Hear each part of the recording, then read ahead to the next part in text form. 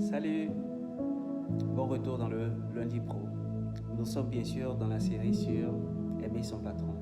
Donc toujours dans cette continuité d'aimer ses ennemis, de prier pour ceux qui nous persécutent, comme nous le conseille donc notre maître Jésus-Christ de Nazareth en tant que professionnel chrétien.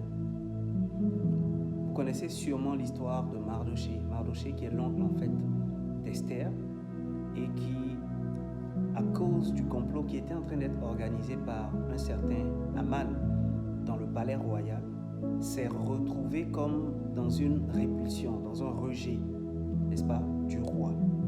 Donc Mardoché va se retrouver être rejeté donc par le roi, par le palais de façon générale, assis, n'est-ce pas, au portail d'entrée du palais.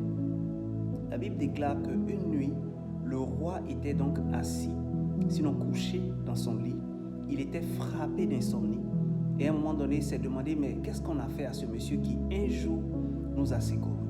Vous voyez, les bonnes actions, les bonnes œuvres, l'amour, on a dit, le feu que nous ramassons pour déposer sur la tête de nos ennemis que nous aimons et pour qui nous prions, ce n'est pas un feu pour les détruire, mais c'est un feu d'amour qui est supposé nous ramener de l'amour en retour.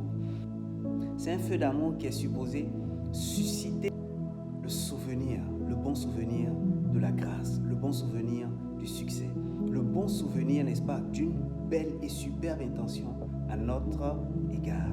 Ainsi donc, quelqu'un qui était comme destiné à la mort, à l'échec, à la fin de vie, va voir sa destinée prendre une autre tournure, va voir les circonstances de sa vie être métamorphosées. Il va y avoir un virage à 160 degrés de quelqu'un qui était condamné à la mort et au rejet. Mardoché va se retrouver être revêtu du manteau royal. Il va se retrouver être en pole position, en seconde position vis-à-vis donc du roi. C'est la force de l'amour. Même quand on ne vous aime pas, même quand on complote contre vous, même quand on vous rejette, même lorsque vous n'êtes pas en odeur de sainteté au patron, vous n'avez pas le droit d'arrêter d'aimer. Votre nature, c'est d'aimer. Votre nature de chrétien, c'est d'aimer. Vous connaissez sûrement l'histoire du moine avec le scorpion? Non? Je vous la raconte. Il s'agissait d'un moine, n'est-ce pas, qui comme toujours marchait avec quelqu'un qui venait d'entrer au monastère. Donc tous deux, ils ont fait chemin et tout. Ils sont arrivés à côté d'une rivière. Et à côté de la rivière, ils vont découvrir un scorpion qui était en train de se noyer. Le moine donc va essayer de sauver la vie de ce scorpion, mais en le retirant, n'est-ce pas, de la rivière avec son doigt.